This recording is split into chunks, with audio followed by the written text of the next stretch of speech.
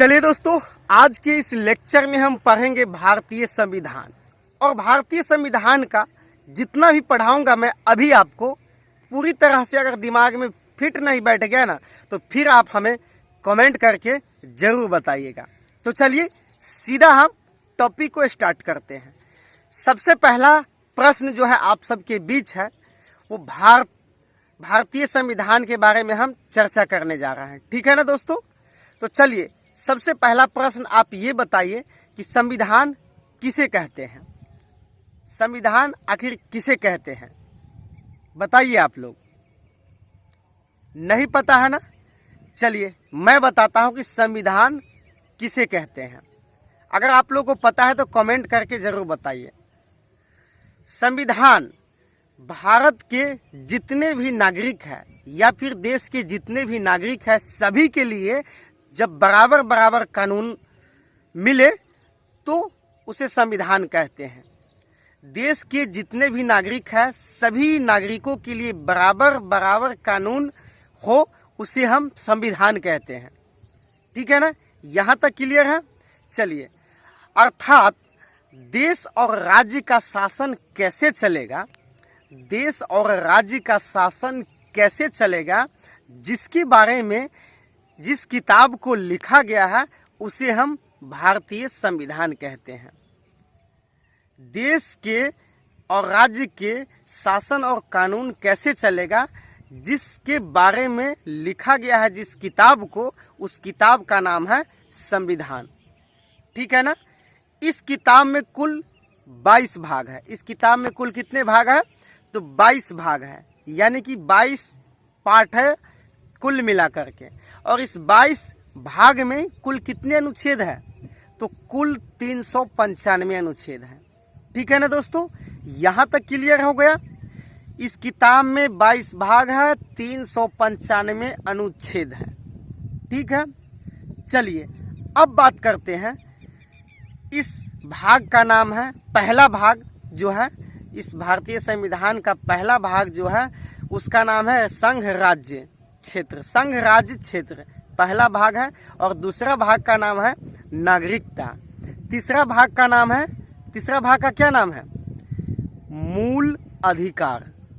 आप लोग कमेंट करके बताइएगा अगर आप जानते हैं। पहले से आप बहुत से ऐसे स्टूडेंट हैं जो काफ़ी पढ़ रहे होंगे, प्रिपरेशन कर रहे होंगे, तो आप लोग कमेंट करके जरूर बताइएगा अगर मालूम है तो। तीसरा भाग जो है मूल अधिकार, फंडामेंटल राइट्स। और चौथा भाग जो है वो नीति निर्देशक तत्व है। इसी तरह से और भी 22 भाग है टोटल। तो और भी भाग की बात हम बाद में करेंगे। अभी हम भाग 1 की चर्चा करेंगे। ठीक है ना? सभी भाग में कुछ न कुछ अनुच्छेद आपको पढ़ने को मिलेगा, देखने को मिलेगा। सभी भाग में किसी में 1 से लेकर के 4 तक है। जैसे कि इस भाग जो पहला भाग है उस भाग में 1 से लेकर के 4 तक कुल अनुच्छेद दिया गया है। ठीक है ना? यहाँ तक क्लियर है? और दूसरा भाग जो है अनुच्छेद 5 से लेकर के 11 तक उसमें दिया हुआ है। यहाँ तक क्लियर है? नागरिकता जो है दूसरा भाग का नाम है, उसमें आपको अनुच्छेद 5 से लेकर के 11 तक दिया हुआ है। और तीसरा जो है फंडामेंटल राइट, उसमें 12 से लेकर के 35 तक कुल अनुच्छेद यानी कि दिया हुआ है। तो सभी अनुच्छेद, सभी आर्टिकल को हम एक एक करके पढ़ेंगे और समझेंगे। ठीक है ना? यहाँ तक क्लियर है? एक एक आर्टिकल को हम पढ़ेंगे और समझेंगे। चलिए, तो सबसे पहले हम बात करते हैं आर्टिकल नंबर 1। आर्टिकल नंबर 1 क्या कहता है, यानी कि अनुच्छेद 1 क्या कहता है, 1 में क्या लिखा हुआ है? अनुच्छेद 1 में लिखा हुआ है कि भारत राज्यों का संघ है। अनुच्छेद 1 में लिखा हुआ है भारत राज्यों का संघ है। अर्थात भारत के कोई भी राज्य जो है कभी भी टूटकर अलग नहीं हो सकता है। यहाँ तक क्लियर है? अनुच्छेद क्या कहता है कि भारत राज्यों का संघ है, यानी कि भारत की कोई भी राज्य कभी भी टूटकर अलग नहीं हो सकता है। ये अनुच्छेद 1 कहता है। यहाँ तक क्लियर है। चलिए अब हम बात करते हैं अनुच्छेद 2 आर्टिकल नंबर 2 को। तो आर्टिकल 2 क्या कहता है, क्या क्या कहता है पता है आप लोगों को? कमेंट कीजिए अगर पता है आर्टिकल 2 क्या कहता है। तो आर्टिकल 2 कहता है कि संसद को यह अधिकार है, संसद को यह अधिकार है कि भारत के बाहर कोई भी देश है, भारत के बाहर अगर कोई भी देश है तो उसे भारत में मिला सकता है। यहाँ तक क्लियर है। अनुच्छेद 2 क्या कहता है कि भारत के बाहर अगर कोई देश है तो उसको भारत में मिला सकता है, यह अधिकार संसद के पास है। अर्थात भारत के बाहर अगर किसी भी देश का कोई टुकड़ा भारत में मिलना चाहता है, किसी भी देश का कोई टुकड़ा अगर भारत में मिलना चाहता है तो संसद उसे मिला सकता है। ये अनुच्छेद 2 में लिखा हुआ है। यहाँ तक क्लियर है, यहाँ तक कोई दिक्कत नहीं है।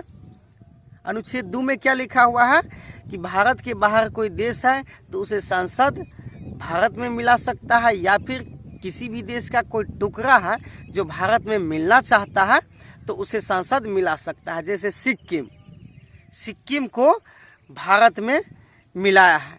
कौन से संविधान संशोधन में? बताइए किस संविधान संशोधन में सिक्किम को मिलाया गया है? तो 35वां संविधान संशोधन में भारत को जो है सिक्किम को सह राज्य बनाया गया था, और 36वें संविधान संशोधन में भारत को 22वां राज्य बनाया गया था। ठीक है ना दोस्तों? 36वें संविधान संशोधन में भारत को नहीं, सिक्किम को 22वां राज्य बनाया गया था। ठीक है ना? यहाँ तक क्लियर है। अब बात करते हैं आगे आर्टिकल नंबर 3। आर्टिकल नंबर 3 क्या कहता है? आर्टिकल नंबर 3 कहता है कि संसद को यह अधिकार है, संसद को यह अधिकार है कि राज्य के किसी भी राज्य के नाम क्षेत्र में परिवर्तन कर सकते हैं राष्ट्रपति के पूर्व अनुमति के। ठीक है ना? संसद को यह अधिकार है, संसद को यह अधिकार है कि किसी भी राज्य के नाम सीमा में परिवर्तन कर सकती है बिना राष्ट्रपति की अनुमति के। यह अनुच्छेद 3 कहता है। यहाँ तक क्लियर है? यहाँ तक क्लियर है ना? चलिए अब बात करते हैं। इससे पहले आप लोगों को एक बात और बता देना चाहता हूँ दोस्तों।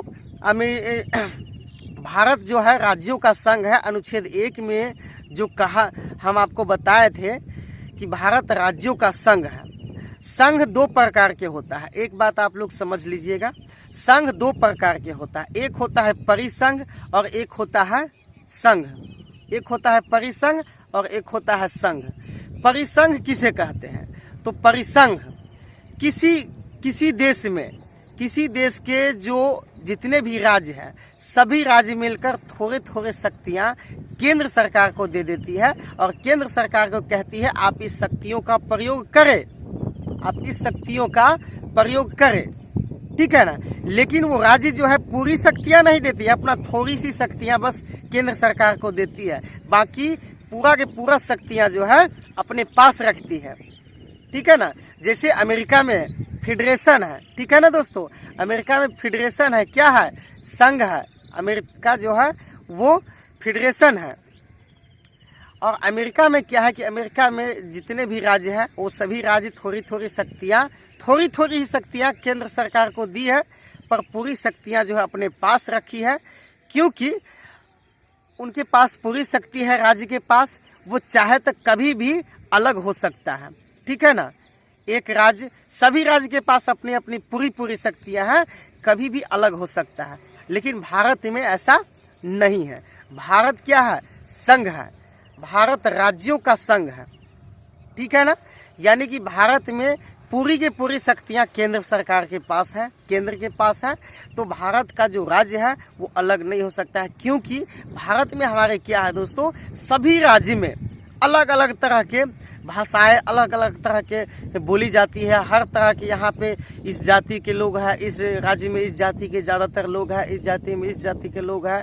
तो यहाँ क्या है कि हमारे यहाँ जातियों में बटा हुआ है, और इसमें क्या होता है, लैंग्वेज हर कुछ किलोमीटर पे भाषा में भी परिवर्तन है।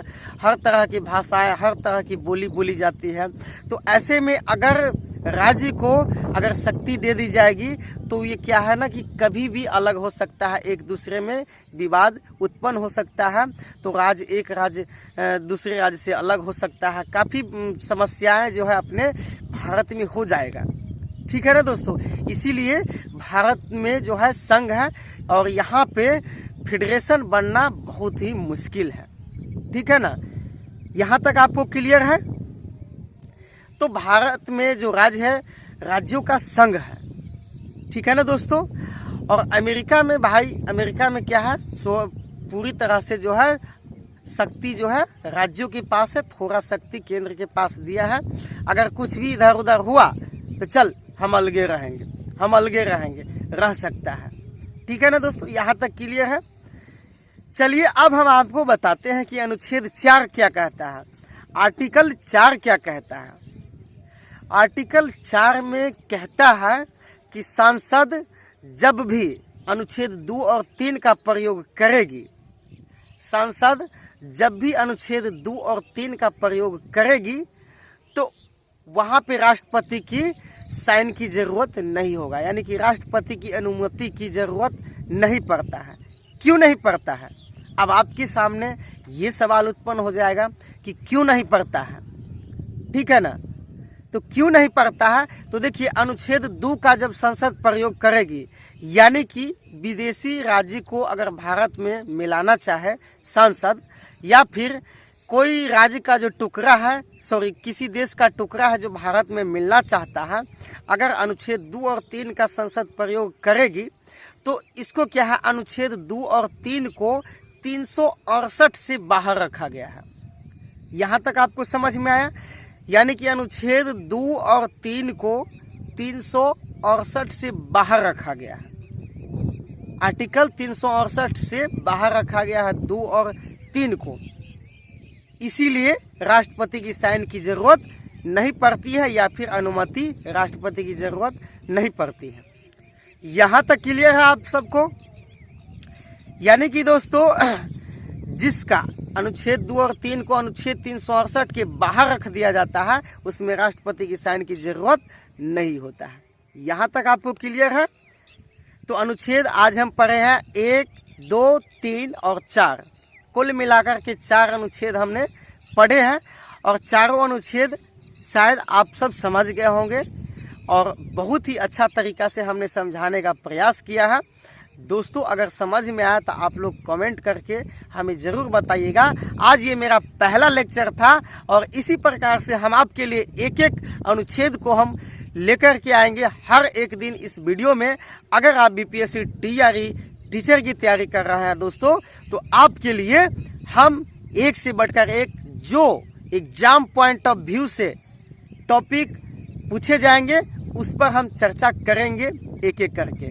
ठीक है ना दोस्तों, चलिए फिर मिलेंगे अगले लेक्चर में। तब तक के लिए धन्यवाद।